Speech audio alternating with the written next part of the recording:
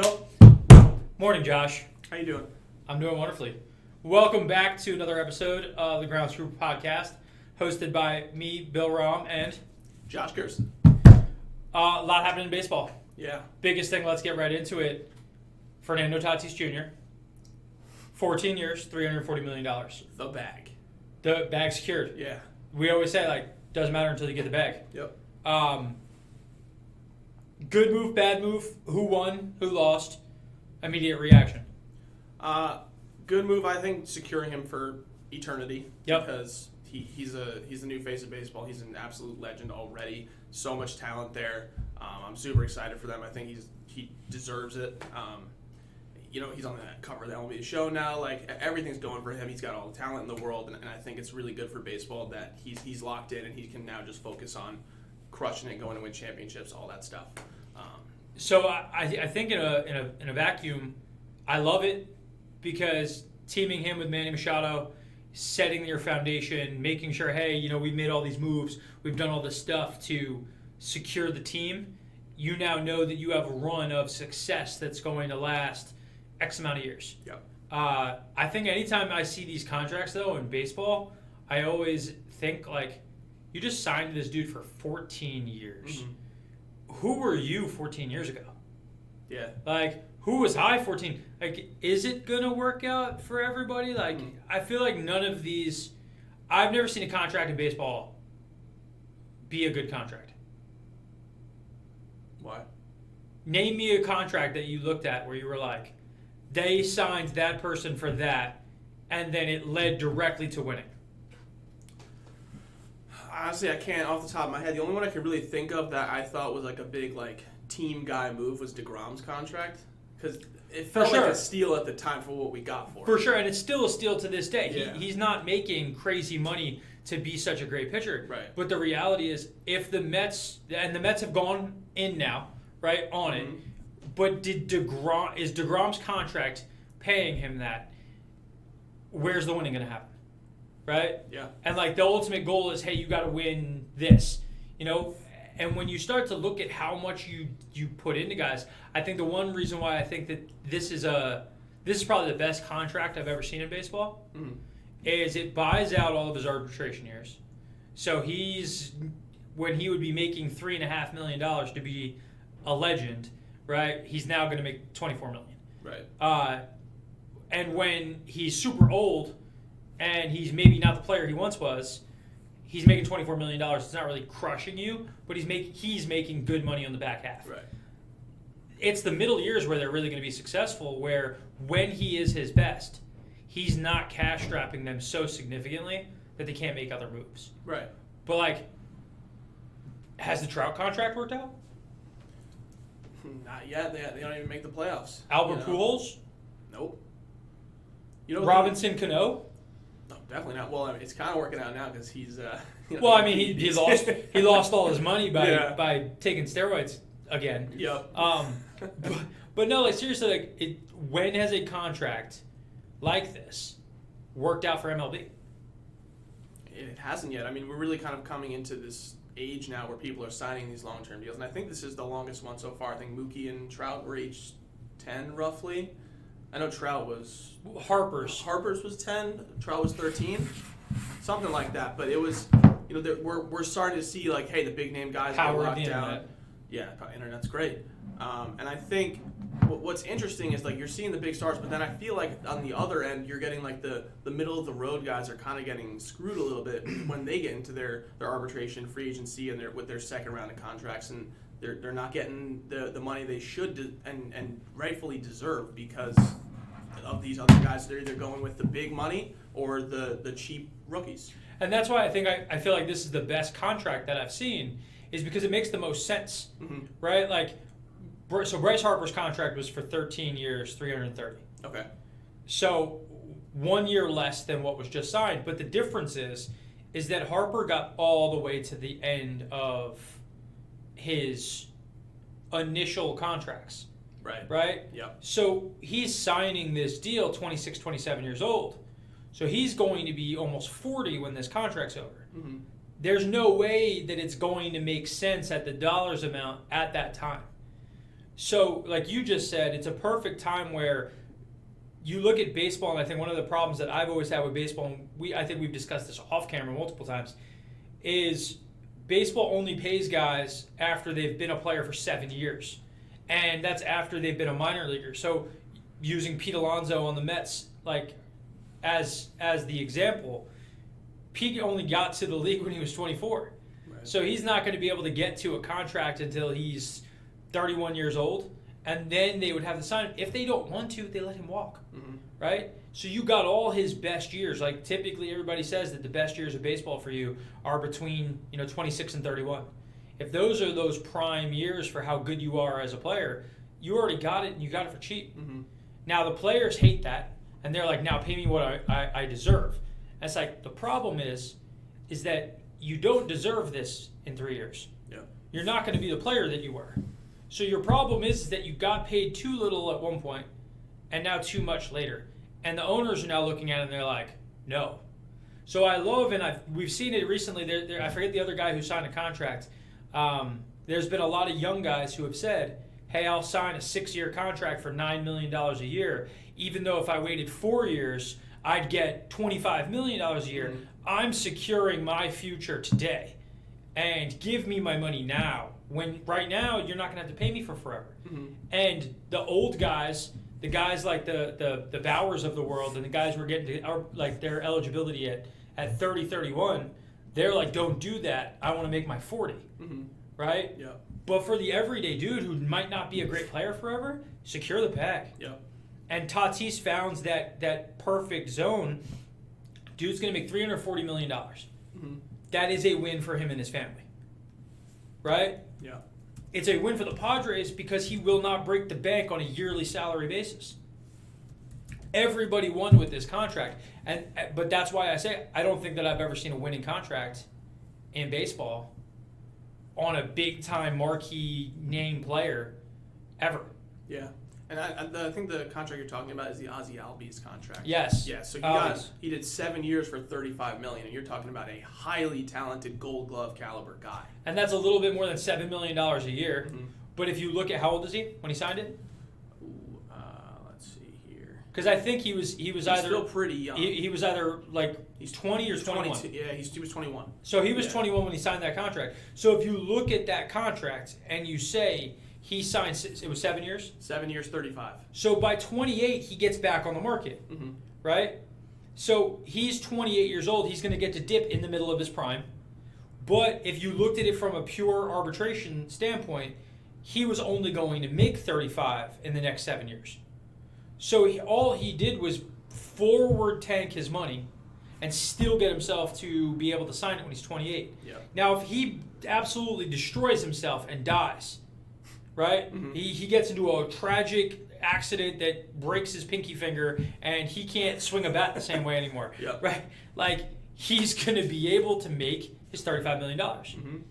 And that's what I think baseball has been missing, is everybody's hoping that they get to 31 years old and they get a $300 million contract. Yeah. Do it earlier. Like, sacrifice a little bit for you. I think the game would be better for it. Yeah. You know, and it takes away from the haves and the have-nots. You know, we have friends in the game who are kind of like lifer guys. You know, like our boy Matt Joyce, friend of the brand. Like, Matt isn't out here making, huge money. He makes really good money to play baseball. Yeah. But how much did he have to go through to sustain that? You know? But then everybody looks at it and they go, well, the elite guy, he always cashes in. Yeah, but it never works out for the team. And it's only a small percentage of the guys who ever make it to that huge level. Right. So I think I like this shift, and it's the younger players again. Yep. I think, like you're saying too, like getting more people to start like getting their deals earlier. Eventually over time, those deals are going to go up in value anyway. Yep. So you're still going to get your money. You're going to get it earlier, and I think that's what people hopefully are starting to realize is that stop trying to go for that $300 million, because at the end of the day, yes, it cash straps your team, and yes, you might not actually do it. So start thinking ahead, start pulling an Ozzie Albies, and get your money early. And that's the perfect idea. Is you're right. The contracts will go up anyway, right? Because you'll now have somebody to comp who you're doing it with, Yep. right? Like, hey, this is what Albies signed for 2 years ago. Now, that's instead of it being 7 and change million every year, it's 9.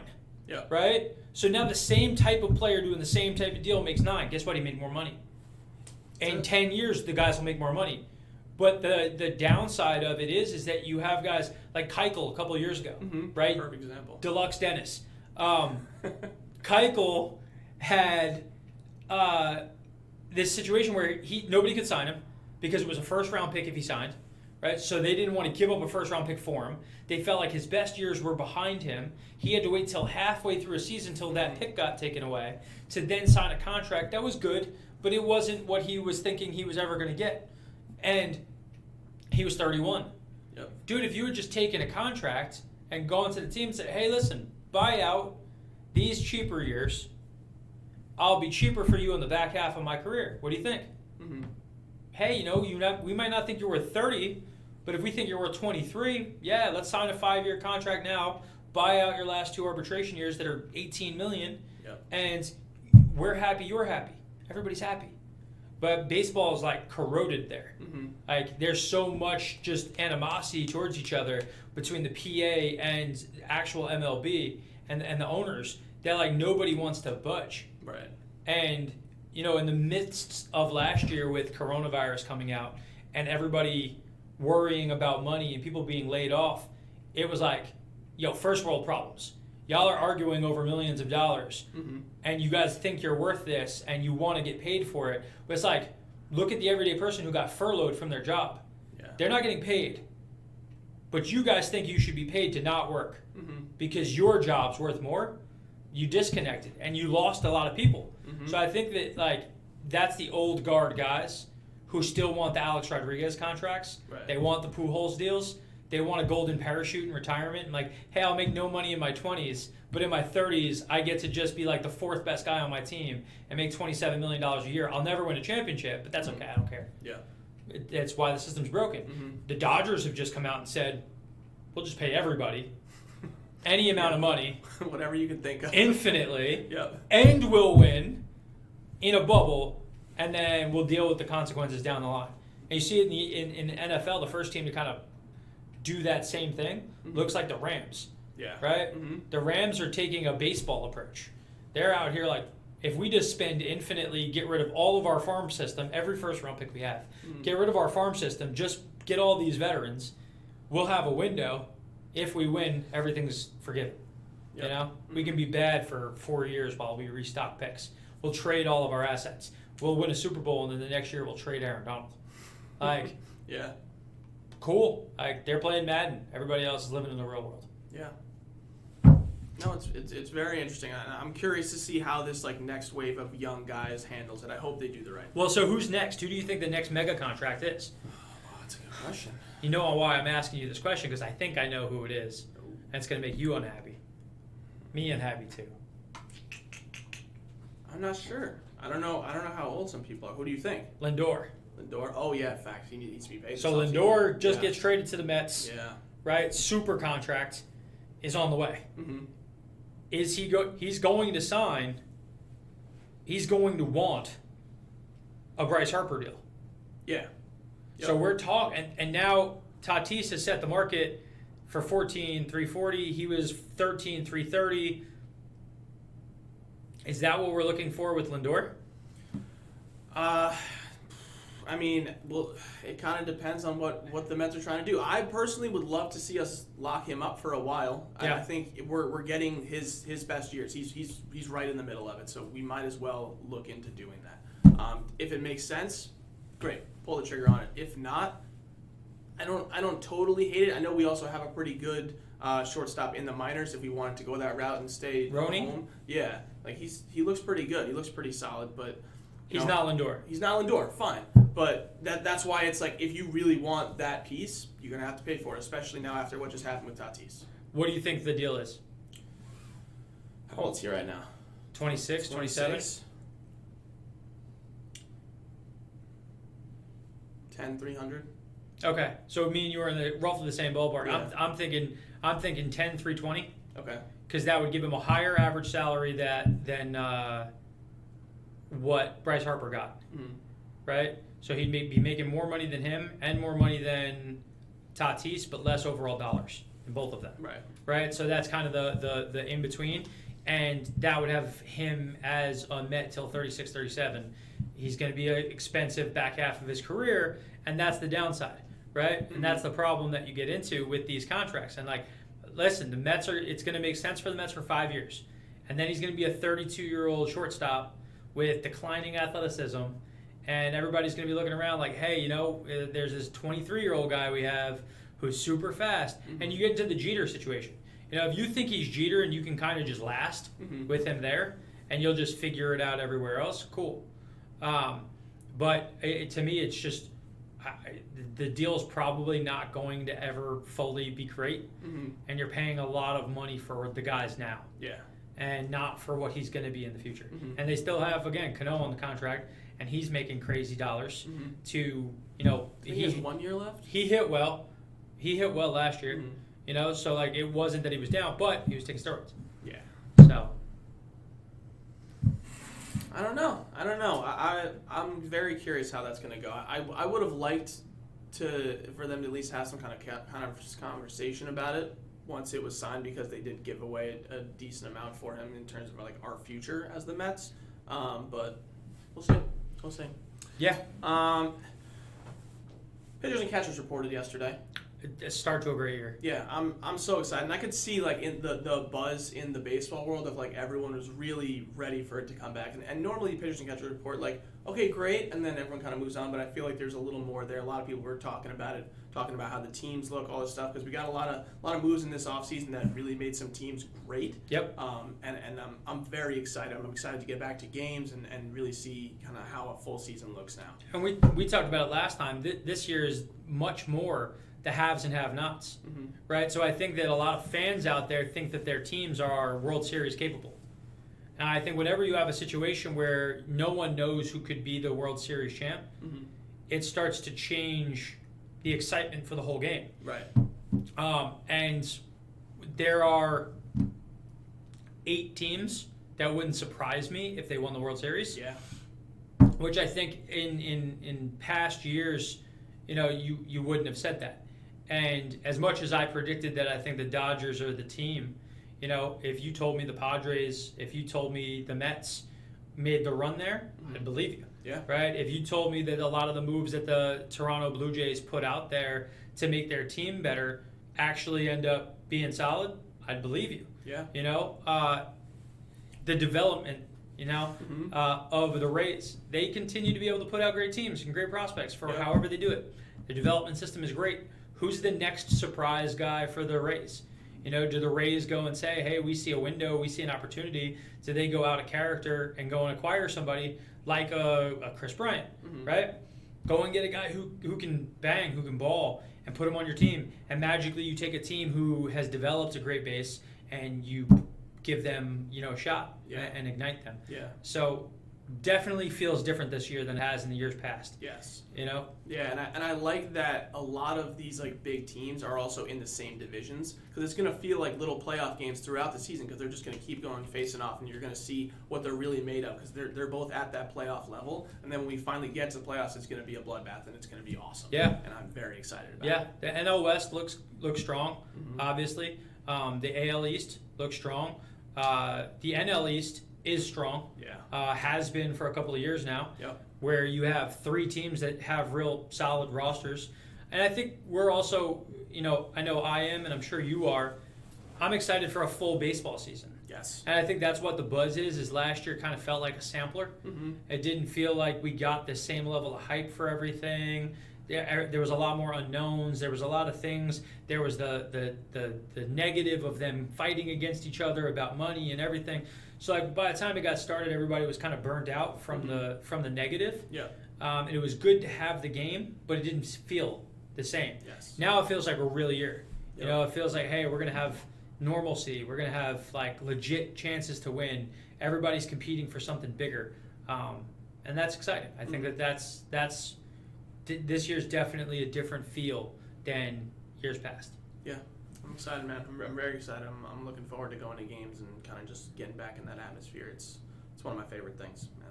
I'm excited to go to a game. I've been saying lately, like, I miss the movies. Yeah. You know, like I miss a good movie sitting in a really cold air conditioned room with my feet up in a reclining chair.